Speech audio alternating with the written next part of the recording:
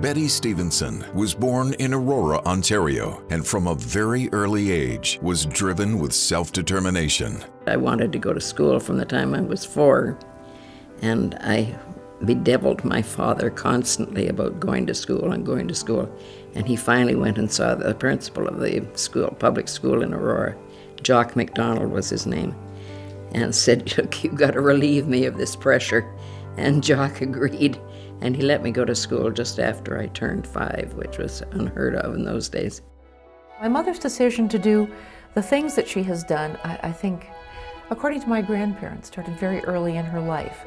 She had an appreciation of their local doctor, and I think that her declaration was very early, 4 or 5, that she was going to be a doctor and she was going to have 6 children.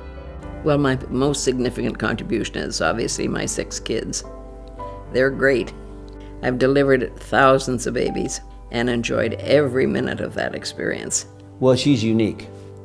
And she has been unique in 3 areas. She's combined a pioneer with a founder with an enabler. She was a pioneer in the area of women in medicine.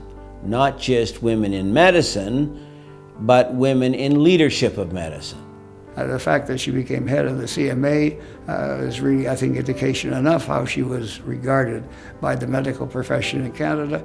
I guess the CMA presidency led to the request from Bill Davis that I run for the Conservatives at Queen's Park.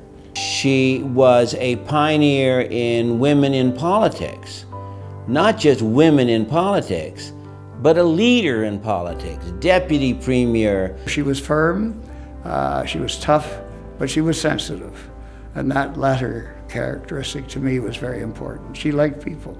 That combination makes her a very difficult individual to oppose. The legislation that I'm really proud of was the special education legislation, which ensured that kids who had difficulties were going to be given extra assistance. And then a founder and enabler with regard to a creation of the College of Family Medicine, the Ontario Innovation Trust, the Ontario Institute of Cancer Research. So she was truly a pioneer. One reason she was so successful is she liked people. She had no hesitation in getting to know people. She was very sensitive. She listened to their points of view.